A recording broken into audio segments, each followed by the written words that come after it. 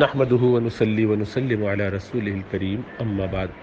قرآن مجید اللہ سبحانہ و تعالیٰ کا کلام ہماری زندگیوں میں تبدیلی لانے کے لیے، لائحہ عمل کے لیے ہے، جو اس کا اصل مقصد ہے کہ زندگیوں میں خیر آئے، اللہ سبحانہ و تعالیٰ کے مرضیات پر عمل کرنے کا راستہ سمجھ میں آئے، اس کی بندگی کیسے کرنی ہے، اس کو راضی کیسے کرنا ہے۔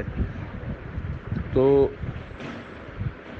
جو مقصد ہے اس میں پھر ضمنی فوائد بھی ہیں، کیونکہ کلام اللہ ہے، اللہ کا کلام ہے، تو تمام کلاموں کا بادشاہ ہے، اس لیے اس کی تلاوت میں بھی برکت اور حلاوت ہے، اس کے سننے میں بھی فضیلت ہے، اس کو دیکھنے سے بھی برکت حاصل ہوتی ہے، فائدہ حاصل ہوتا ہے، یہ سب اپنی جگہ ہے، لیکن مقصد جو ہے وہ اس سے رہنمائی حاصل کرنا ہے، تو وہ بھی گم نہیں ہو جانا چاہیے۔ تو اب ہمارے یہاں یہ مزاج بن گیا ہے کہ برکت حاصل کرنے کی حد تک تو قرآن ٹھیک ہے، باقی ہمیں اس سے کچھ نہیں لینا دینا۔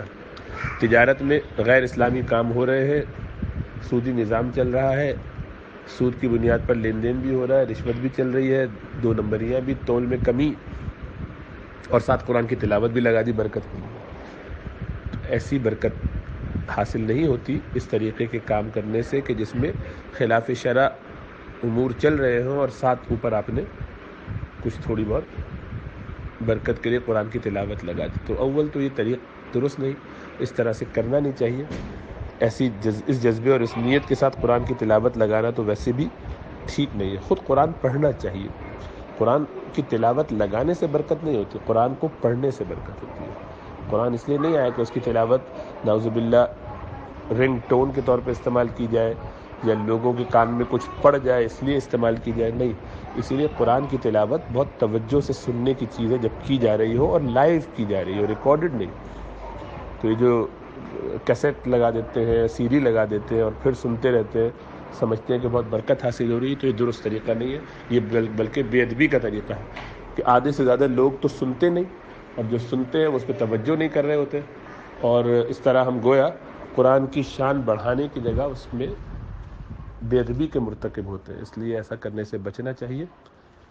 تو گھروں میں یا دکانوں میں صبح صبح ایسی لگا کر تلاوت سننا اور بیچ میں کوئی سنے یا نہ سنے ہم اپنا کام کرتے رہے، یہ بالکل بے ادبی ہے، قرآن کے اس حکم کے خلاف ہے کہ جب قرآن کی تلاوت کی جائے وَإِذَا قُرِئَ الْقُرْآنُ فَاسْتَمِعُوا لَهُ وَأَنصِتُوا، تو اس وقت توجہ سے اس کو سنو اور خاموش رہو۔ تو باتیں بھی چل رہی ہیں، توجہ بھی نہیں ہو رہی، تو دونوں حکم توڑے جا رہے ہیں۔ یعنی یہ آیت اتنی اہم ہے کہ اس کی بنیاد پر یہ اختلاف پیدا ہوا کہ کیا جب امام تلاوت کر رہا ہو تو پیچھے مقتدی بھی تلاوت کر سکتے ہیں کہ نہیں، ان کو بھی خاموشی سے صرف سننا ہے توجہ کے ساتھ۔ اس پہ اختلاف پیدا ہوا بڑے درجے پر۔ تو عام حالات میں نماز کے اندر بھی جبکہ پوری توجہ ہے قرآن پر، تب بھی اس وقت پڑھنے یا کوئی اور کام کرنا، مثلا خود تلاوت کرنا، اس کی بھی اجازت نہیں ایک بڑے طبقے کے نزدیک۔ تو عام حالات میں ادھر ادھر چلتے پھرتے لگا دینا اور اس کو سنی انسنی کر کے چلنا، یہ تو بہت بے ادبی ہے، بہت غلط بات ہے۔ اس لیے ایسے تمام کاموں سے اپنے آپ کو بچانا چاہیے۔ اللہ ہمیں سمجھ اور شعور عطا فرمائے۔